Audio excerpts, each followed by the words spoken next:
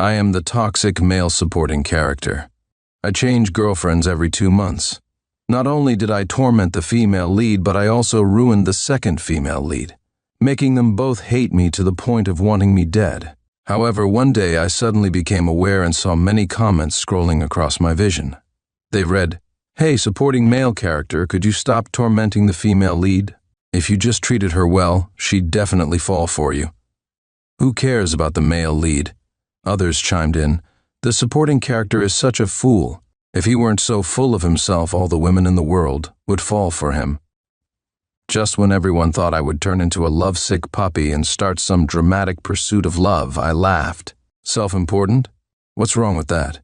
Today, I'm going to embrace being full of myself. One moment I was at the film set arguing over a role. The next I saw these floating comments. I was stunned. Then Victoria's cold, distant voice pulled me back to reality. "Sebastian," she said icily, "you're so distracted you can't even focus on our conversation. You must be tired. In that case, let's give this role to Ethan." What absolute bullshit, I thought, looking up to see Victoria hanging on Ethan Yee's arm, both of them watching me expectantly. This was a major production by a famous director, and I had ranked first in the auditions. That damn Victoria, trying to get the director to give my role to my arch enemy. I hated her so much I wanted to slap that crazy woman. After all, in the entertainment industry, my hot temper was as famous as my talent and looks. But before I could raise my hand, I remembered those floating comments and forced myself to stop. Everyone on set was watching me. I kept reading the comments. "Supporting character is so handsome. Brother, do you know that when you're not around, I can only use scissors when playing rock, paper, scissors with others? Because you're my rock and paper." I was speechless. That wasn't the comment I was looking for. I kept reading. The next comment read, "This supporting character has both looks and dominance, but he lacks brains. Just like now, Victoria is only using Ethan as a tool to provoke him, but he keeps making stupid mistakes. In a few chapters, Victoria will truly fall for Ethan. Yeah, this supporting character is just stubborn and doesn't know how to treat women. If he just apologized now, why would Victoria push the director to give the role to the male lead?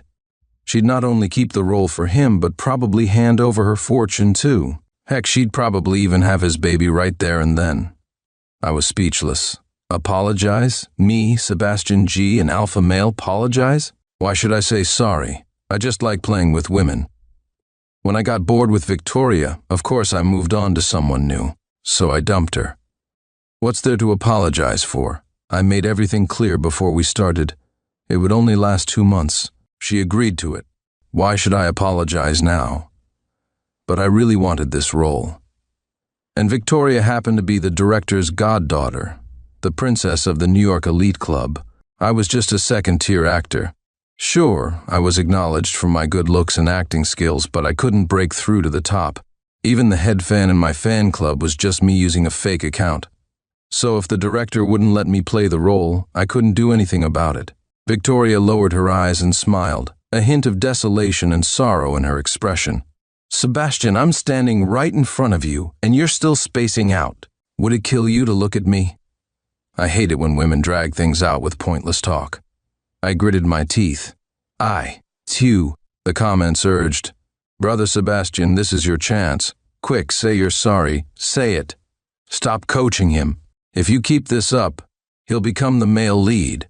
I crushed the phone in my hand and squeezed out through clenched teeth. "I want to eat pineapple pizza right now." No way was I saying sorry. Alpha males never apologize. Victoria suddenly looked up, a flash of unexpected joy crossing her usually cold eyes.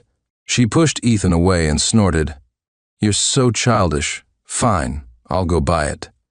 The entire set fell silent. Ethan stared at her in disbelief, while her family butler closed his eyes in despair. "Miss, you can't do this," he pleaded. The comments rolled in. "Haha, miss, look how cheap she's acting." The butler must be crying inside like, "Miss, don't let this man play you like a fiddle."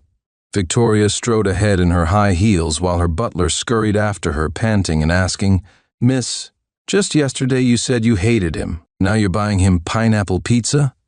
Victoria snorted again. "What do you know? Sebastian never gives anyone an easy way out. But now he's mentioning pineapple pizza. giving me such an obvious chance to make up. That just shows he's madly in love with me, to the point of losing his mind. The butler wiped his sweat and said, "Miss but don't you remember? He even deleted you as a WhatsApp friend." Victoria replied, "That's a hint." "He's hinting that he doesn't want to be just friends." The butler rubbed his temples. "Miss, he even blocked you. Don't let this toxic man manipulate you." Victoria raised her chin. "That's how he shows his love. He's afraid he can't control his feelings for me. He's so deeply in love that he had to block me to resist it." I suddenly called out for her to stop. "Wait." Victoria turned around, her expression instantly becoming cold and Sunder-like. "What?" I sneered. "You going to buy me food? You're not worthy." Everyone on set gasped. The director looked like he wanted to punch me, and the screenwriter seemed ready to kneel before Victoria. Victoria bit her lip. "I'm not worthy, but those other hussies are?" I laughed and said, "Make me the lead role, then you'll be worthy." Victoria turned and left to buy the pizza without looking back. "Director, just let him have it, otherwise he'll go on a hunger strike." The comments rolled in sarcastically. "What the hell? He's getting everything he wants." Sebastian just said, "If you make me the lead, I'll let you serve me." Where's the downside in this deal? New viewer here. Is this the male lead? "Ha ha, at least he's not being a simp," someone replied. "He's not the male lead. The lead is my brother Ethan. Our Ethan worked his way up and even became an award-winning actor." Ethan stepped forward determinedly, blocking Victoria's path. "Victoria, dear, I can't watch you be deceived by him anymore. I've decided to tell you something." He took a deep breath and continued deliberately. "Sebastian told his friends that you were desperately clingy and that he was sick of you." The comments erupted. "Elmao, Ethan's lying. Sebastian doesn't even have friends. That was established in the original setting." Ethan continued with a wise, experienced air. "I'm breaking my principle of never speaking ill of others because I don't want to see you fall for the wrong person." Victoria just blinked and shook her head at Ethan. "Too small." Ethan froze, confused. "What's too small?" Victoria said softly, "Your mindset is too small. His gossip about me just shows his possessiveness. He wants to keep other men away from me, to have me all to himself." The comments went wild. What kind of social media has this ice-cold princess been watching? Is this character consistency? Ethan's pupils dilated in shock. The butler by the window searched for a suitable rooftop to jump from. Victoria continued, "He's given me enough face today. Even though he hasn't apologized or tried to sweet-talk me, it's basically the same thing. It's enough proof that he loves me, so I shouldn't keep being so stubborn." Ethan stood there, frozen. Victoria hummed a tune as she went to buy my pineapple pizza. Having lost the role, Ethan stood there, his eyes blazing with anger, his fists clenched, looking ready to explode. I just didn't understand. I won that role fair and square in the audition.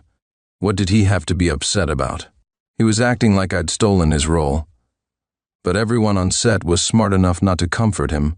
He could only stand there awkwardly, unable to move forward or back. Then Rosemary Yu walked past me, took Ethan's wrist and led him away. There was even a trace of sympathy in her eyes. That instantly made me angry. Rosemary was my new sugar baby, an 18-year-old newcomer in the entertainment industry. Being an orphan, she had no connections or resources, just a breathtakingly beautiful face and a perfect 36D figure. Her brother had a rare disease requiring expensive treatment, which was why she agreed to be my kept woman. She was mine, so how dare she comfort Ethan? The comments buzzed. "Ah, the second female lead, Rosemary. She's comforting the male lead. This is the beginning of their romance. Can we switch the male lead to Sebastian? I don't like Ethan." No way. They have great chemistry. Later, Rosemary becomes an award-winning actress, and Ethan becomes a top actor. Watching them dominate the entertainment industry together will be amazing. Another comment explained. Rosemary and Ethan were in the same orphanage as children, though they weren't close. She's just sympathizing with Ethan now, but after a month of getting to know each other, she'll fall in love with him. When I got home that night, I discovered Rosemary hadn't returned yet. I'd always enjoyed her soup, and she'd promised to cook and take care of me every day. Just as my anger was building, Rosemary came back. Her long hair was slightly disheveled by the night breeze, falling gracefully on her bare shoulders, complementing her black off-shoulder top. Her delicate features were strikingly beautiful, high class even by entertainment industry standards. Meeting my eyes, she lowered her gaze and said softly, "Sorry for keeping you waiting. I'll go cook now." I folded my arms and sneered, "It takes at least an hour to make soup. By the time you finish, I'll have starved to death. I give you $300,000 a month. Don't touch a single hair on your head. Just ask you to cook and read bedtime stories. And you can't even do that right. Had fun comforting Ethan?" She replied emotionlessly, "Yes, sorry." Her tone didn't sound sorry at all. It infuriated me. Since the day I started keeping her, she'd been reluctant, acting like I was forcing her. Did she know who I was? I wouldn't take this attitude, so I replied just as emotionlessly, "Oh, since you're sorry, pack your things and get out. Our arrangement ends here." Her face went pale as she looked up suddenly. "No, I can't. My brother needs the medical expenses." I leaned lazily against the wall, casually scrolling through my phone. After a while, I spoke, deliberately twisting the knife. "As you said, he's your brother, not mine. Why should I care?" Rosemary bit her lip. After a few seconds of silence, she humiliatingly knelt down. "Sebastian, I'm sorry." "Please continue. Continue," she begged, her lowered eyelashes trembling, seemingly unable to say that word. But I insisted on making her say it. "Continue what? Can't even speak clearly and you want to be an actress?" Rosemary closed her eyes, her long eyelashes casting shadows beneath them. Her voice filled with humiliation. "Please continue keeping me." Her kneeling was degrading, her words were humiliating, but I felt satisfied. I was content, feeling refreshed. I turned to go upstairs. "Go make the soup. I want it in an hour." She stood up and walked to the kitchen like a zombie. Just as I lay down on my bed, I saw many comments. Someone commented, "After tonight, Rosemary will completely hate Sebastian." Another asked why. Just because he made her apologize, that's not enough. The reply came, "No, it's not because of that. It's because there's going to be a huge storm tonight. Rosemary's brother will sneak out of his hospital room to get a kite stuck in a tree. While he's climbing, a power pole will fall onto the tree and electrocute him to death." Someone protested, "How is that Sebastian's fault?" They explained, if Sebastian hadn't made her cook soup, she was planning to visit her brother. She might have prevented the tragedy. Later, she becomes an award-winning actress and teams up with Ethan to destroy Sebastian. That's why. What? I jumped out of bed and opened the window. Dark clouds filled the night sky, looking like it would rain any moment. Time was running out. I rushed downstairs to the kitchen, almost slipping in my haste. Rosemary caught me. Being only 18, she couldn't hide her emotions well. Her eyes clearly showed her unhappiness. "What's wrong?" she asked. I ignored her attitude and tried to speak. "No need for soup, you should." I wanted to say, "Quick, go check on your brother. The sooner the better. Keep his hospital room door locked. Don't let him wander off." But the words wouldn't come out. I tried several times but couldn't make a sound. My eyes turned red with frustration. The comments noted, "Supporting character, you can't reveal comment content." Damn, what a cruel rule. What could I do? The rain was about to start. Seeing me rush down to cancel the soup and noticing my reddened eyes, Rosemary pondered for a moment. Then, awkwardly biting her lip, she said, "You don't need to feel guilty. I was wrong today. Kneeling wasn't a big deal.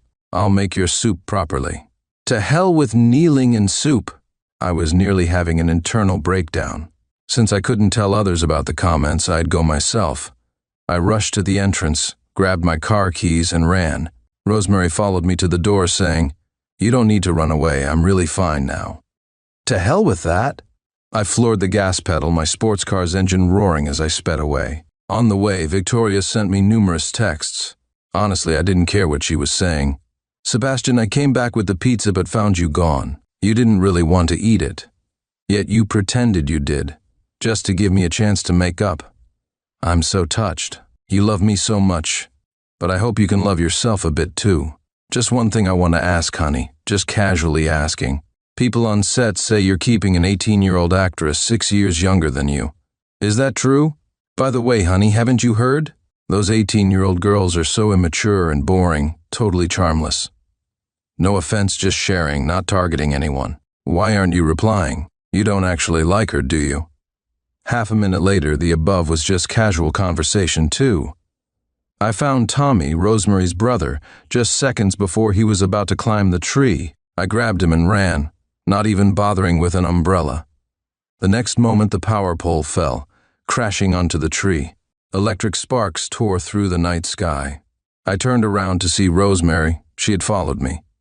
She stood there, staring blankly at the electrical sparks and at me holding Tommy. The next second she threw herself into my arms. In a low, trembling voice, Rosemary whispered, "Thank you, Sebastian." We were both soaked. I could feel her body heat against me, and I couldn't help noticing how nice she was holding me so tight I had to struggle to free my arm to check my wrist, which had been scratched by tree branches. "Shit," I muttered. "Seb," Rosemary said, "what are you thanking us for? My brother and I should be thanking you." "I wasn't thanking. Never mind. Let's go." The comments exploded. Holy shit. I'm a VIP member. I can see the character's affection levels. Rosemary's affection for Sebastian is at 90 now. She only has 20 for Ethan. Another replied, 90 represents true love. When it hits 100, it means she'll marry no one but him. Haha. After being his sugar baby for so long, getting all that money from him, and now him saving her brother, how could she not fall for him? Someone asked, but what about our Ethan? Rosemary belongs with Ethan. Another responded, honestly, I don't care what happens to Ethan. Can I say that? The next morning around 10, Rosemary knocked on my door. Seb, you have an award ceremony tonight. You need to get styled now. Manager Christina is waiting downstairs. My whole body ached, my head was foggy, and I barely had the energy to answer her. She knocked for a while, then sensing something was wrong, carefully pushed the door open. She tentatively felt my forehead and immediately panicked. You have a fever. Let me get you some medicine. She quickly got me medicine and carefully helped me drink it. With a slight sigh, she said, maybe you should skip tonight's ceremony and rest properly. Hell no, I said weakly. I must go. It's my first time winning Best Actor. She crouched down, looking at me with tears glistening in her eyes. Then keep sleeping. I'll ask Christina to bring the stylist here, okay? I nodded groggily. An hour later, against medical advice, I downed 3 iced Americanos to force myself awake. I played an AI recording of my acceptance speech, silently mouthing along while the stylist worked on my appearance. That evening I arrived at the hall right on time. Despite my cold sweats, I maintained my composure in my crisp, formal suit, ignoring that my shirt was soaked with sweat underneath. That's who I am. Even with a high fever, I had to keep up appearances. Many cameras were aimed at me, snapping away. My assistant Summer was grinning from ear to ear, whispering in my ear, Brother, after you get this award tonight, I can't even imagine how many trending topics you'll hit. I smirked, and the camera flashes intensified. Perfect. Tonight would be my moment of glory. When they announced Best Actor, I prepared my most nonchalant expression and got ready to stand up. But the next moment, the spotlight fell on someone else. The host called out, Let's welcome our Best Actor, Ethan Yee. I froze in my seat as if struck by lightning. How was this possible? For these awards, they always notify the winners in advance. The organizers had told me just 2 days ago that I'd won Best Actor and to prepare my speech. I stared blankly at Ethan on stage, wearing that smug, triumphant smile. Throughout the entire ceremony, my name was never called. I didn't win anything. After the ceremony, Victoria came to find me on Ethan's arm. The hall's lighting fell diagonally across her exquisite makeup, half her face hidden in shadow. Her upturned eyes held a seductive charm as she looked at me and said, I specifically asked my father to have the organizers give that award to Ethan.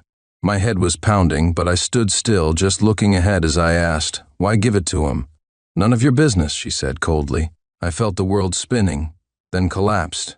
A warm liquid rushed from my nose the next moment. Victoria's voice suddenly turned frightened.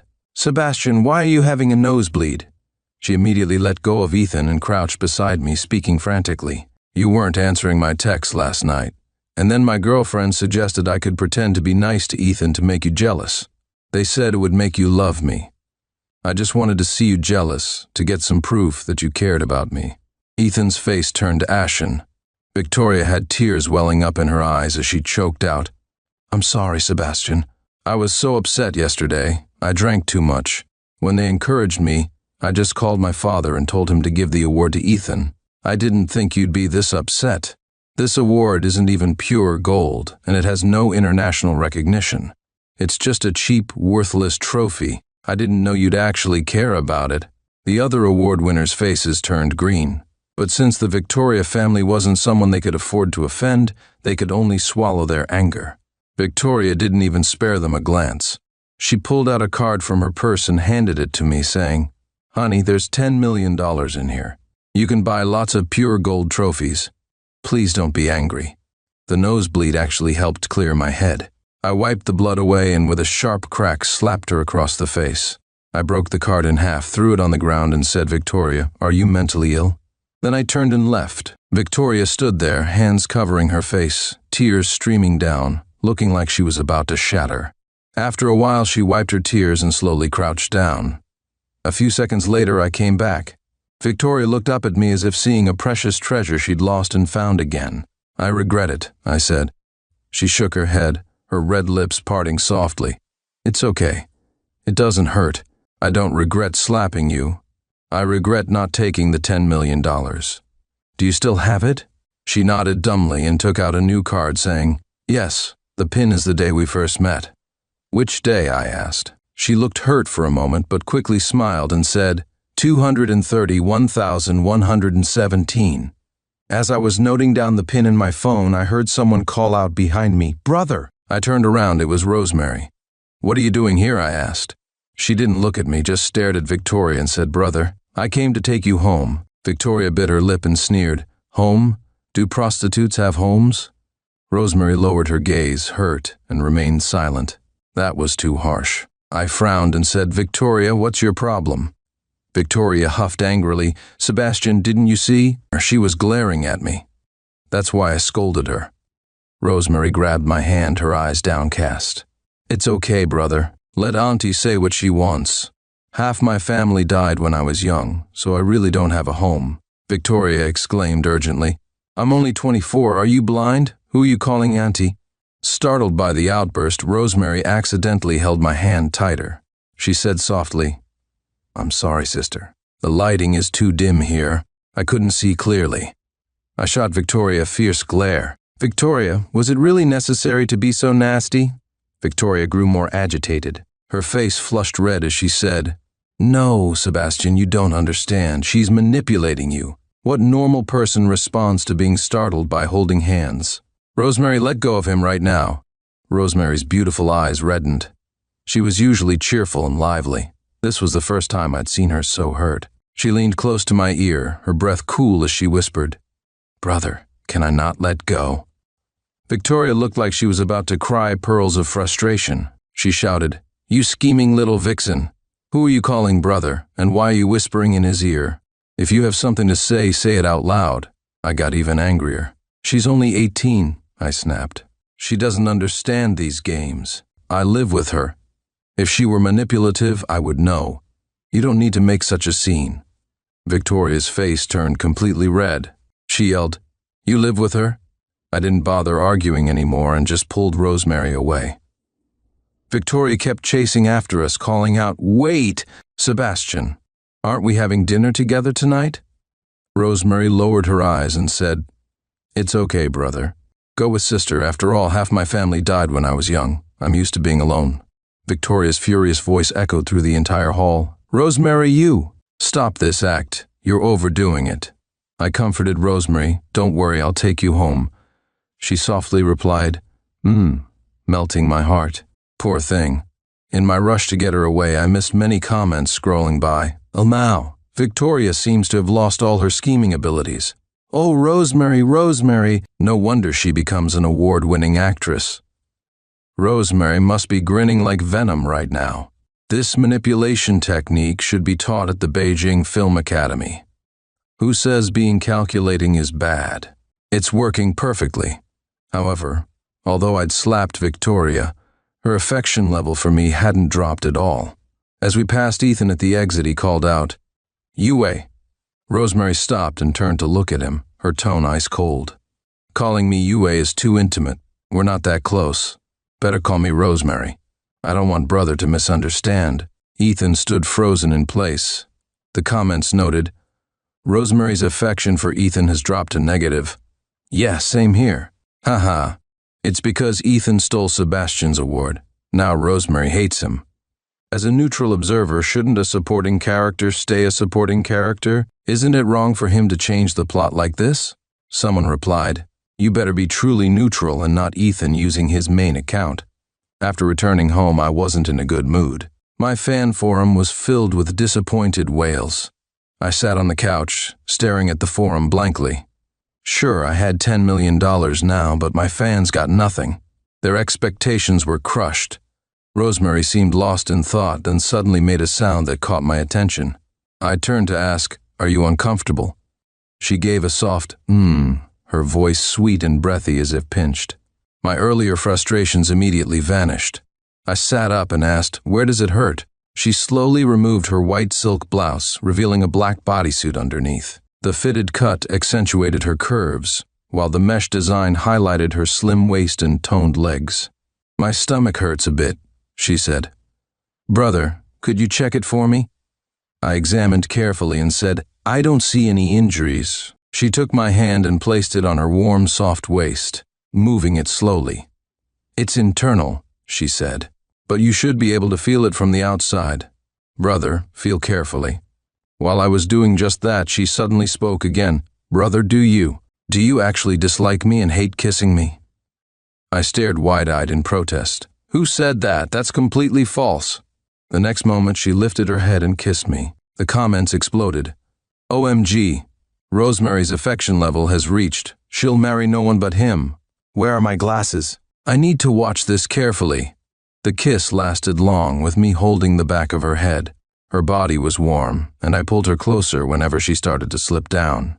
The next morning, I still couldn't understand how a simple medical check had led to such an intense situation. Well, it had been a happy night. After that day, Rosemary started acting strangely. At home, she would change outfits 6 times during the day, averaging 1 new dress every 2 hours. It was just us and Mrs. Zhang, the housekeeper. This wasn't a fashion show. Why did she keep changing and parading in front of me? The next day, just as I woke up, I saw comments flooding in. This is bad. Disaster. Male lead Ethan has activated his plot correction plan. He's going to control your body. Run, Sebastian, run, before he makes you do something terrible. Ethan saw both his female lead and second female lead fall for the supporting character and was furious. He found the system and activated this plan. No time, run now. I sat up immediately, but before I could react, I felt a force take over my body. I completely lost control. I watched helplessly as my body put on clothes and went to the company, where I signed a contract to be Ethan's counterpart in a variety show. The next day, as the show began filming with a live broadcast, my body was still under Ethan's control. I called Ethan to a spot where I knew there were cameras, but pretended I didn't know they were there. Then I violently put out my cigarette on his clothes. Ethan backed away in shock and fear. I had to admit his acting was excellent. Even though this was his own planned scene, he played it so convincingly. The live stream's comments were scrolling frantically. I didn't need to read them to know they were all condemning me. My soul floated in mid-air, watching this unfold helplessly. This was live. Everyone would see it. My career was finished. I would be labeled as a bully, while Ethan would be the victim, earning sympathy from millions. My fans would be disappointed, unfollow me, and start hating me. But then Rosemary suddenly appeared. She seemed to have run there, slightly breathless, wisps of hair falling around her face. In front of everyone, she smiled at me and said, Brother, are you rehearsing being Ethan's counterpart? Ethan froze completely. He clenched his jaw, staring at Rosemary in disbelief. The show's director was stunned too, frantically mouthing to Rosemary, We're still recording. Get out. Rosemary acted as if she hadn't noticed the director. She held up a contract, angling it perfectly for the broadcast cameras to capture. Her voice rang out clear as water.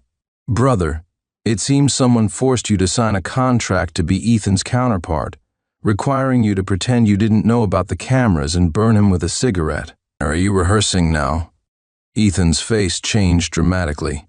He lost control and burst out, Rosemary, Get out. You were supposed to be my woman." The director finally couldn't sit still. He rushed up to pull Rosemary away, saying, "This isn't a rehearsal. We're live. Young lady, I swear I'll sue you." During the struggle, Rosemary looked somewhat disheveled, but her eyes were bright as she smiled at me.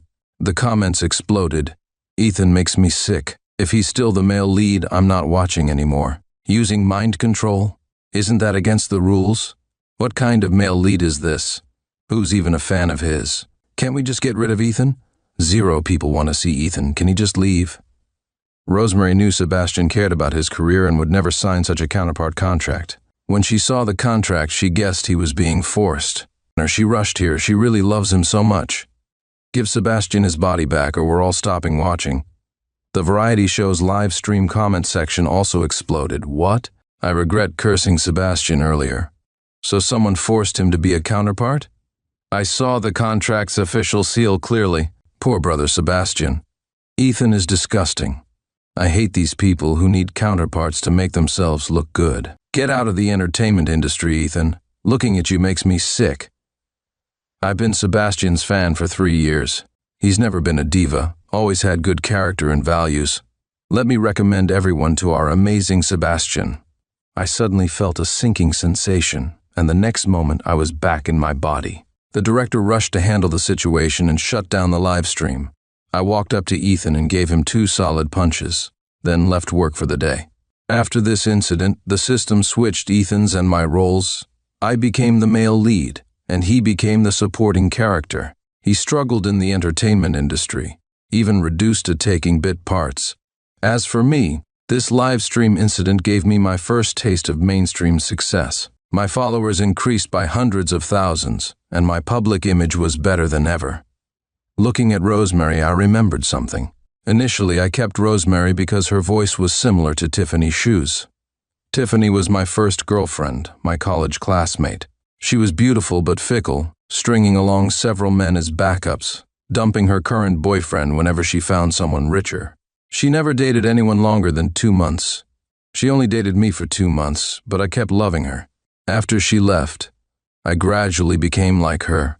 I even kept a separate room in my house, filled with glass cases containing her things, a wine bottle she'd left unfinished, her used stockings, recordings of her saying she loved me, the suit she bought me, magazine covers she'd been on, our photos together. After Tiffany left, I spent every night in that room, lost in thought, until I met Rosemary. Her voice was so similar, so I kept her, but never touched her. I just had her lie beside me at night, reading books in the dark, as if my young first love was still by my side. However, I need to clarify that all of this was just the book's setting. Since I became aware of the comments, I'm no longer controlled by these predetermined settings. So now, I actually feel nothing for Tiffany, and I'm not treating Rosemary as anyone's replacement.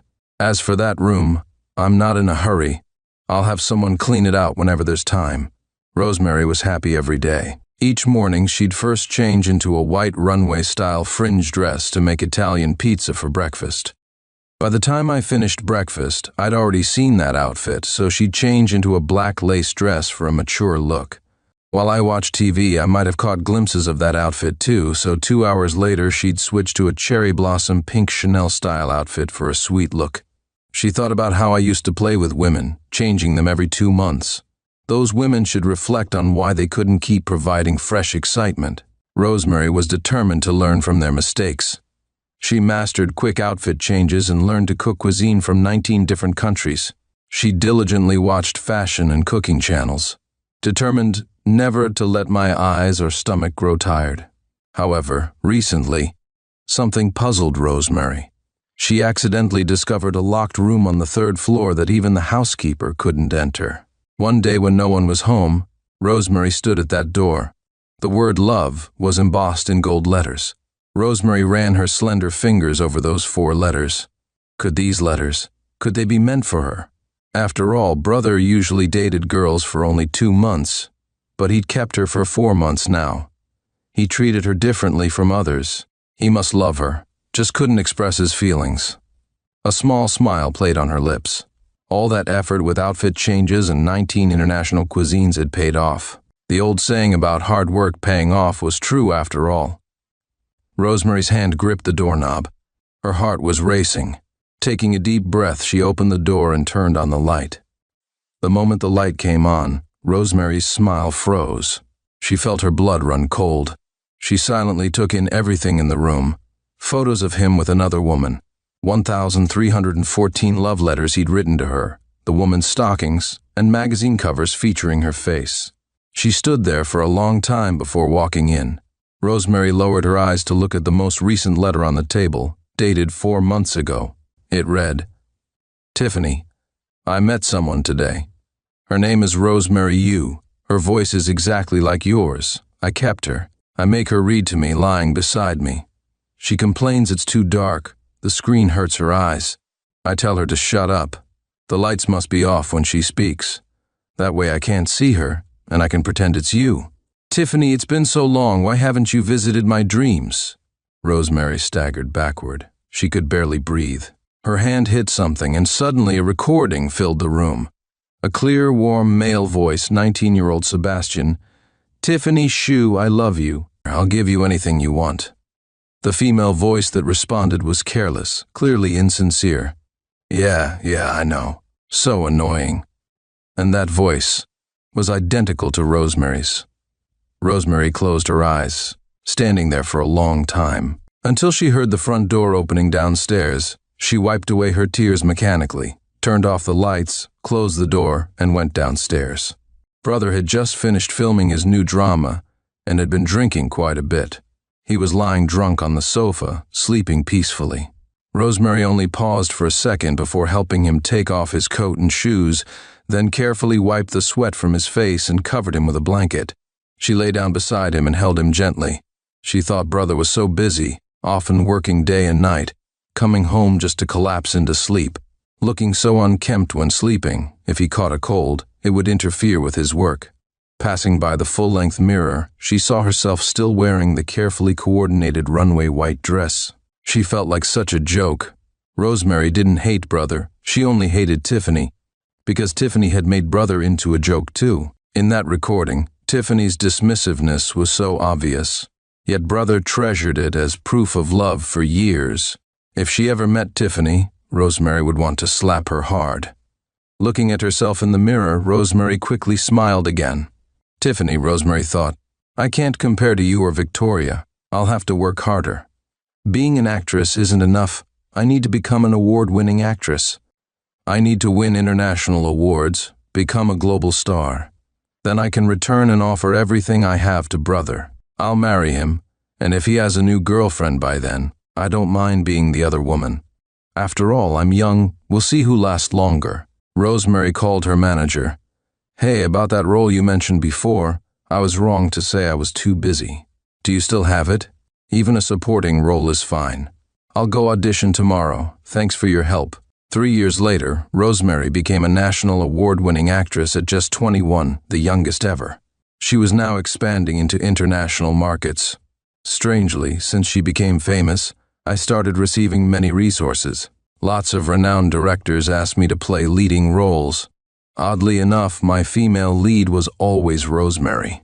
With my years of experience in the industry, I finally won Best Actor this year.